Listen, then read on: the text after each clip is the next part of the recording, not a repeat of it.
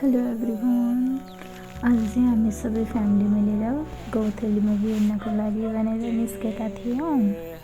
अनि हामी चाहिँ बसको वेटिङमा बसेका थियौँ कि अहिले साह्रै नै गर्मी छ नि त, त्यही भएर बाहिर बस्न नसकेर कोही भित्र कोही बाहिर बसिरहेका थियौँ।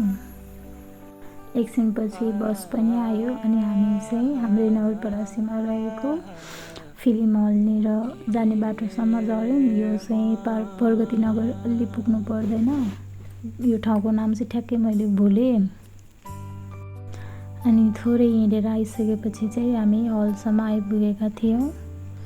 यो हल चाहिँ मलाई एकदमै मनपर्छ नवलपरासीको।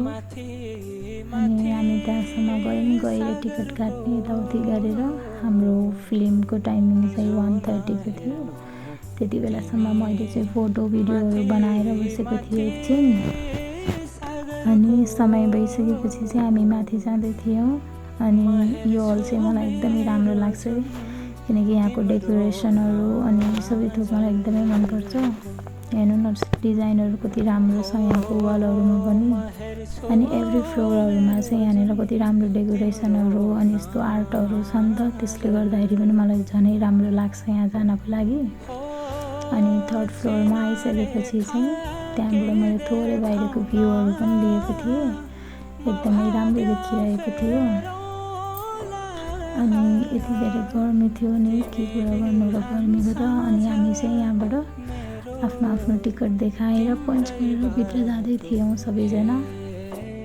अनि भित्र गइसकेपछि चाहिँ बाहिरबाट आएको भएर होला नि त, भित्र चिसोमा जाँदाखेरि चाहिँ यति सुतुम लागिरहेको थियो होइन।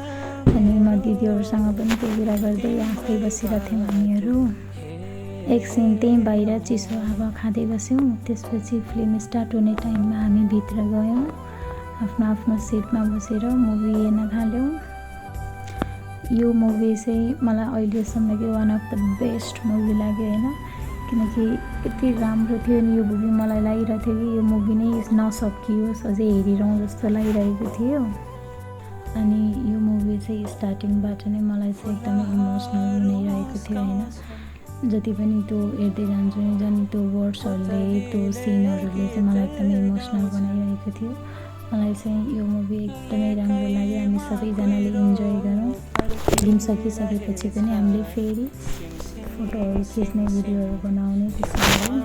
अनि मैले चाहिँ फिल्म हेरिसकेपछि चाहिँ सबैजनालाई सोधेको थिएँ कि मुभी कस्तो लाग्यो भनेर। यो चाहिँ सबैजनालाई एकदमै बेस्ट लाग्यो, एकदमै राम्रो।